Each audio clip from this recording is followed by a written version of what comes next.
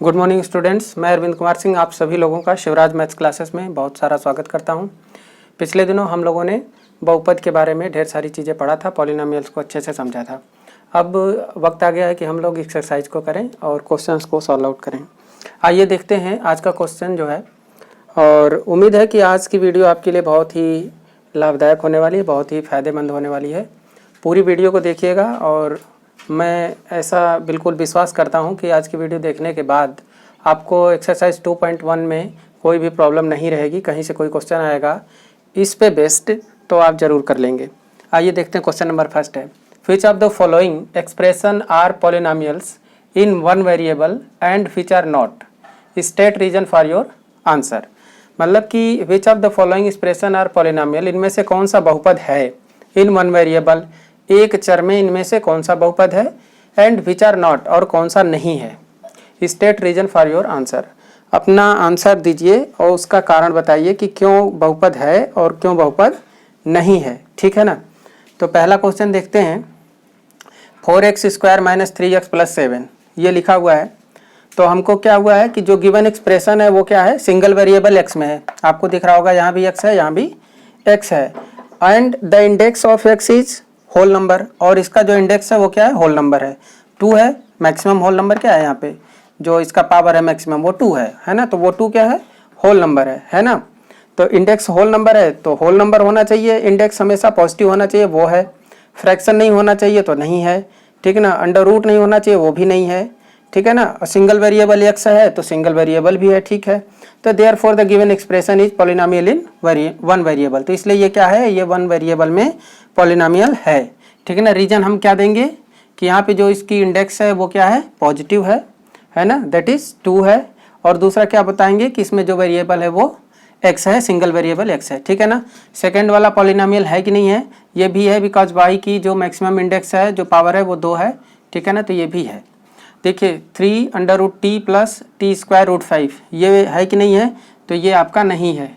क्यों नहीं है, क्योंकि यहाँ पे जो t है, t का जो पावर है वो कितना है, हाफ क्या हो गया, ये फ्रैक्शन हो गया, है ना। ये होल नंबर नहीं है, होल नंबर नहीं है, नॉट अ होल नंबर, ठीक है ना, नॉट अ होल नंबर नहीं है, इसलिए ये क्या है, हमारा पॉलिनोमियल नहीं है। इसको देखिए, ये भी पॉलिनोमियल नहीं है, y + 3/y क्यों नहीं है, क्योंकि जो 3/y है इसका मतलब हो गया 3 × y की पावर -1, पावर क्या हो गया, नेगेटिव आ गया। तो नेगेटिव पावर नहीं हो सकती है ना, क्या होनी चाहिए, पॉजिटिव और होल नंबर होनी चाहिए, इसलिए ये भी हमारा पॉलिनोमियल नहीं है। अगला देखिए, x⁵ + y⁻10 + z⁻29 ये भी पॉलिनोमियल नहीं है। क्यों, क्योंकि यहाँ पे वन वेरिएबल की बात हो रही है, इन वन वेरिएबल। यहाँ पे कितने वेरिएबल हैं, 3 वेरिएबल हैं, 3 वेरिएबल्स, कौन कौन से, x, y एंड z, इसलिए ये क्या है, ये हमारा पॉलिनोमियल नहीं है।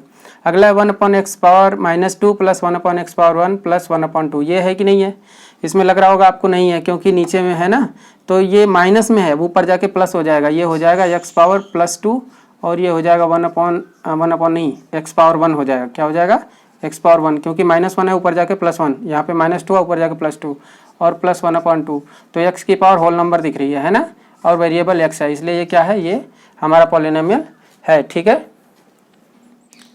अगला देखिए, क्वेश्चन नंबर 7 है, x² ब्रैकेट में x - 1 ये बोल रहा है कि ये वेरिएबल वन वेरिएबल में पॉलिनोमियल है कि नहीं है।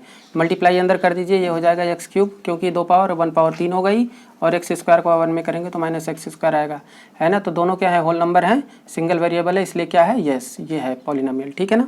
अगला देखिए 1/x, x - 1, x - 2, तो यहाँ ही नीचे हमको 1/x दिख रहा है, जो कि हमारा आगे जाकर x⁻−1 हो जाएगा, और इधर से ये तो हम आगे मल्टीप्लाई कर लेंगे, जो भी आएगा उसकी कोई बात नहीं है, बट काम ये इसने गड़बड़ कर दिया, x⁻−1 गया, इसलिए ये क्या है, हमारा वेरिएबल वो सिंगल वेरिएबल में है बट पॉलिनोमियल नहीं है, बिकॉज x की पावर क्या है, नेगेटिव आ गई है। ये देखिए x² + x + 1 और दूसरे ब्रैकेट में x + 1/1 + x, तो अभी इसको बोला कि ये है कि नहीं, तो यहाँ पे x नीचे तो है, लेकिन आपको दिख रहा होगा कि x + 1 और 1 + x सेम ही होता है, 2 + 3 या 3 + 2 सेम होता है, तो ये इससे कैंसिल हो जाएगा। यहाँ पे आएगा हमारा x² + x + 1, यहाँ पे आपको क्या दिख रहा है, पावर इसकी क्या है, होल नंबर है, पॉजिटिव है, इसकी पावर 1 है, सिंगल वेरिएबल है, इसलिए ये हमारा पॉलिनोमियल है सिंगल वेरिएबल में, ठीक है ना। आगे देखिए 1/8 x square plus 4x plus, तो 8 से तो कोई मतलब है नहीं क्योंकि कांस्टेंट टर्म है। यहाँ पे देखिए x की पावर 2 है और यहाँ पे 1 है, ठीक है ना। तो ये सिंगल वेरिएबल में है, इसलिए ये क्या है हमारा, ये सिंगल वेरिएबल में हमारा पॉलिनोमियल है, ठीक है। आगे देखिए अगला है एक्स स्क्वायर प्लस 1/x², तो इसमें यहाँ गड़बड़ हो गया, एक्स स्क्वायर प्लस ये क्या हो जाएगा x पावर -2, ये पावर नेगेटिव हो गई है ना, नेगेटिव हो गई, इसलिए क्या हो गया, ये हमारा ये सिंगल वेरिएबल में पॉलिनोमियल नहीं है। सिंगल वेरिएबल में तो है x में, बट इसकी पावर क्या है -2 है, इसलिए ये क्या है हमारा पॉलिनोमियल नहीं है, ठीक है। देखिए इन क्वेश्चन नंबर 12 यहाँ पे आपको दिख रहा होगा 6 + x⁴ + 2x + 3x², ठीक है ना। तो यहाँ पे क्या है, इसके एक्सपोनेंट जो हैं वो देखिए 4, यहाँ 1 और यहाँ 2 सब होल नंबर हैं, है ना, और सिंगल वेरिएबल x है, इसलिए क्या है, ये पॉलिनोमियल है, ठीक है ना।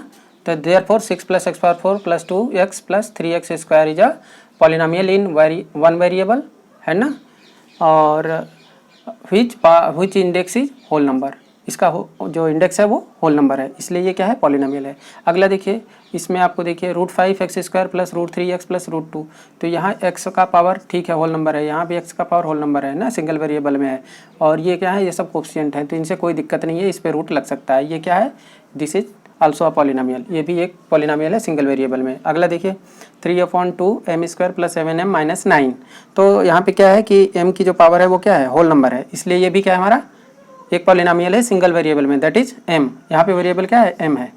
अगला देखिए 4x² - 3x + 7, यहाँ पे भी हमारा क्या है, x की पावर 2 है जो कि होल नंबर है, यहाँ भी x की पावर 1 है, होल नंबर है, इसलिए ये भी हमारा क्या है, एक पॉलिनोमियल है सिंगल वेरिएबल में। तो आप समझ गए होंगे कि किस तरह से हम पॉलिनोमियल को पहचानते हैं कि वो सिंगल वेरिएबल में है या नहीं है ना। उसमें रूल्स होते हैं जो कि हमको फिट करना होता है कि वो सारे फॉलो हो रहे हैं कि नहीं आ रहे हैं। यहाँ पे देखना होता है कि x की पावर है ना, कभी भी अंडर रूट नहीं आना चाहिए, x में जो वेरिएबल है उस पर रूट नहीं आना चाहिए, t है तो उस पर भी रूट नहीं आना चाहिए, y है तो उस पर रूट नहीं आना चाहिए, स्क्वायर रूट हो या क्यूब रूट कोई भी नहीं आना चाहिए, ठीक है ना।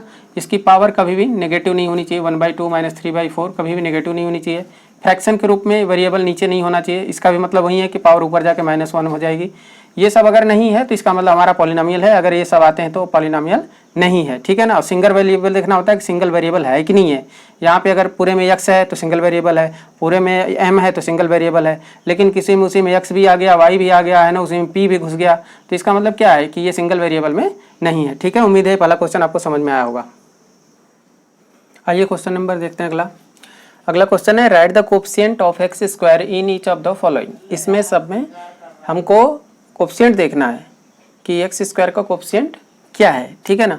तो अब देखिए यहाँ पे हमने पढ़ा था कि जो हमारा इक्वेशन था, है ना, जनरल इक्वेशन था जो जिसमें a0 + a1 x⁴n + a2 x⁴2 plus dot dot dot करके an x⁴n था, तो उसमें a0 a1 a2 ये सब क्या थे, उन पदों के कोफिशिएंट थे। तो यहाँ पे हमको पूछा जा रहा है कि x² का कोफिशिएंट क्या है, तो हम x² को देखेंगे, यहाँ पे इसमें किसका मल्टीप्लाई है, किसी का नहीं है, यहाँ पे कुछ नहीं दिख रहा, तो वहाँ पे 1 है ना। तो लिख देंगे कि therefore the coefficient of x² is 1, यहाँ पे क्या है कोफिशिएंट 1 है, ठीक है कि नहीं, यहाँ पे कोफिशिएंट क्या है 1 है। अगले में देखिए अगला है 2 - x² + x का क्यूब, है ना। अब यहाँ पे देखना है कि x² का कोफिशिएंट क्या है ना। तो x² का कोफिशिएंट आपको क्या दिख रहा है, यहाँ पे दिख रहा होगा -1, है ना।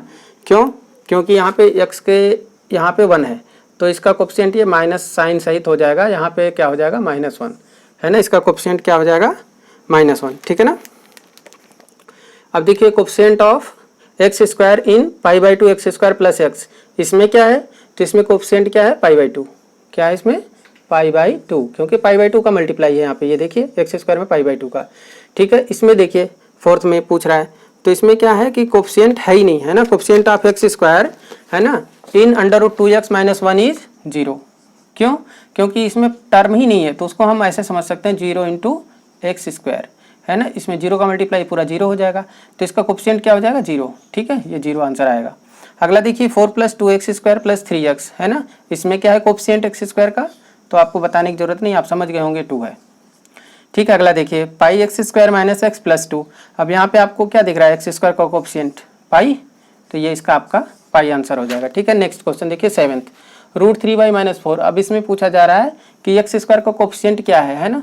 तो इसमें यहाँ पे सॉरी ये x ही होना चाहिए, तो ठीक है, क्योंकि x में हम पढ़ रहे हैं, तो यहाँ पे क्या है कि एक्स स्क्वायर का कोफिशिएंट है नहीं, जीरो है ना। एक्स स्क्वायर का टर्म क्या है, जीरो है, जीरो एक्स स्क्वायर समझ सकते हैं। तो यहाँ पे हमारा इसका आंसर जीरो आएगा। इसमें देखिए एक्स स्क्वायर का कोफिशिएंट क्या है, ये -2 दिख रहा होगा आपको, तो यहाँ पे इसका कोफिशिएंट -2 हो जाएगा। ठीक है ना, बहुत आसान था। आपको कोफिशिएंट आप बता सकते हैं, किसी का भी पूछा जा सकता है। यहाँ पे तो इसने एक्स स्क्वायर का पूछा है। अगर मैं आपसे इसी क्वेश्चन में पूछूँ right the coefficient of x not x square, coefficient of x क्या होगा, तो यहाँ पे देखिए एक्स का कोफिशिएंट देखेंगे ये 1 होगा। ठीक है ना, तो इस तरह से हम इसमें ढूंढ लेंगे। इसमें पूछा जाए तो इसमें एक्स का टर्म ही नहीं है, तो इसलिए क्या हो जाएगा, जीरो हो जाएगा। इसमें एक्स का 1 हो जाएगा। ठीक है, इसमें एक्स का कोफिशिएंट क्या होगा, √2 होगा। बात समझ गए होंगे। ठीक है ना, तो इस तरह से हम कोफिशिएंट ऑफ एक्स या एक्स स्क्वायर जिसका पूछता है उसको हम लिख सकते हैं। ओके, देखिए अगला क्वेश्चन है, give one example of each of a binomial of degree 35 and a monomial of degree 100। मतलब एक हमको एग्जांपल देना है, कोई भी दे सकते हैं, हमारे ऊपर कोई वो बाउंडेशन नहीं है, कोई भी एग्जांपल दीजिए। ईच ऑफ अ बाइनोमियल, जो कि बाइनोमियल हो, ऑफ डिग्री 35 डिग्री का बाइनोमियल हो। बाइनोमियल का मतलब आपको मैंने बता रखा है कि जिसमें दो टर्म हो, दो पद हो, तो वो हमारा बाइनोमियल होता है। ठीक है ना, and a monomial of degree 100। अब मोनोमियल का मतलब जिसमें एक ही टर्म हो लेकिन उसकी डिग्री कितनी हो, 100 हो। तो बाइनोमियल ऑफ डिग्री 35 में भी टेकन एज क्या लिया जा सकता है ना, binomial of degree 35, binomial of degree 35 may be taken as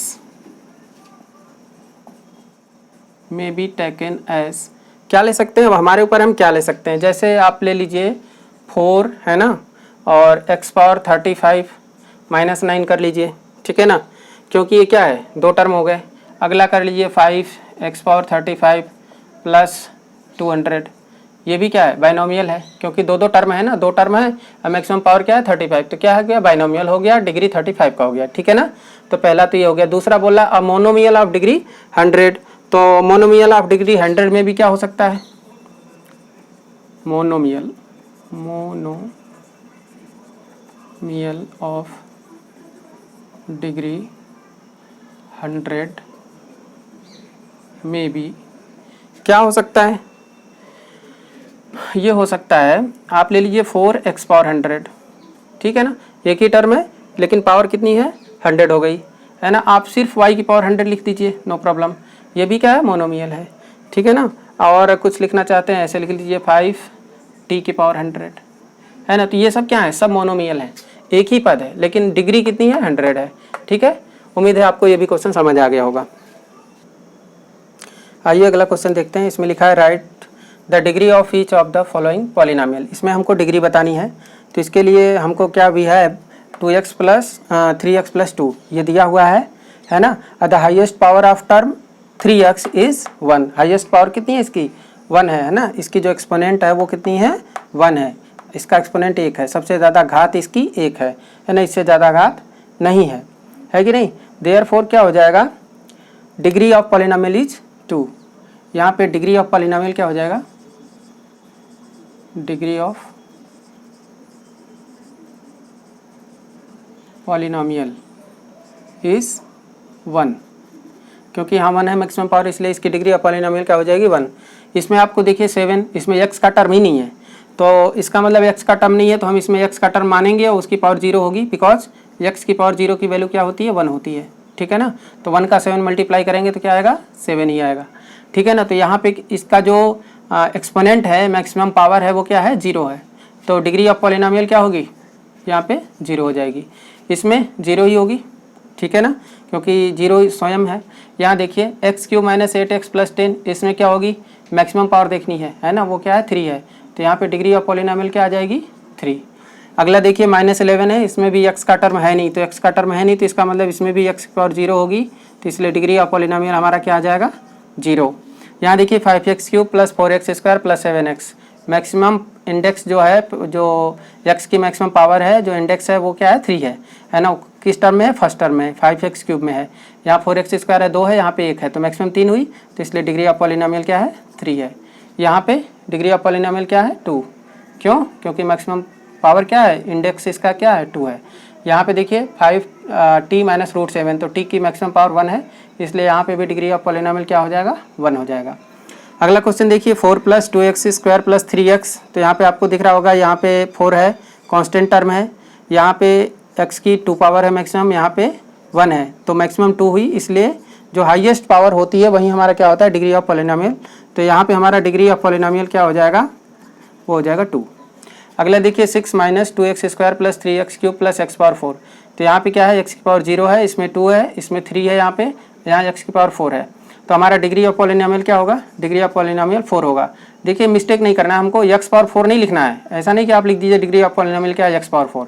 x power 4 वाले टर्म में है ना, इस टर्म में डिग्री है हमारी, है ना। तो इस पॉलिनोमियल की डिग्री इस टर्म में मिलेगी, कौन से टर्म में, first second third fourth term में, और वो है कितनी, दैट इज 4, ठीक है ना। तो डिग्री ऑफ पॉलिनोमियल यहाँ पे 4 हो जाएगा, ठीक है, ओके। आगे देखते हैं क्वेश्चन 11।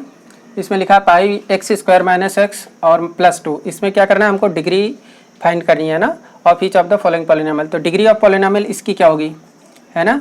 तो मैक्सिमम पावर कितनी है, यहाँ पे आपको दिख रहा हो पाई एक्स की पावर 2 1, तो यहाँ मैक्सिमम पावर 2 है, इसलिए इसकी डिग्री ऑफ पॉलिनोमियल 2 होगी।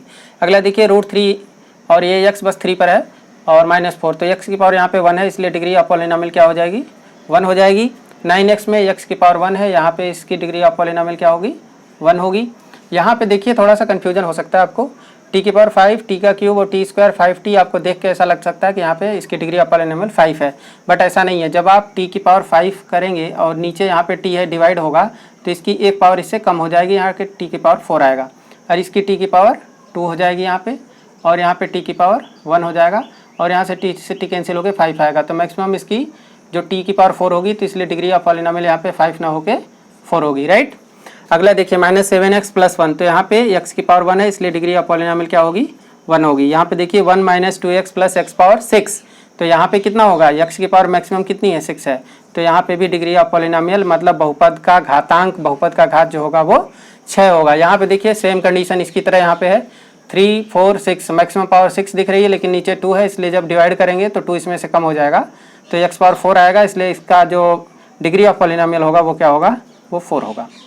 यहाँ देखिए, यहाँ पे आपको देख के ऐसा लग सकता है कि यहाँ तो बटे है नहीं, यहाँ पे तो 4 ही अधिक है, इसलिए ये डिग्री ऑफ पॉलिनोमियल 4 होगा, बट ये भी गलत है। जब इसका इसमें मल्टीप्लाई करेंगे तो 3 और 4 कितने हो जाएंगे, ऐड हो जाएंगी पावर, 3 4 7, तो x पावर 7 हो जाएगा, और प्लस x का इसमें करेंगे तो x का क्यूब होगा। तो यहाँ पे अब x की मैक्सिमम पावर कितनी हो गई, 7 हो गई। इंडेक्स इसका क्या हो गया, हाईएस्ट इंडेक्स कितना हो गया, 7 हो गया, इसलिए डिग्री ऑफ पॉलिनोमियल क्या हो जाएगी, यहाँ पे 7 हो जाएगी, राइट।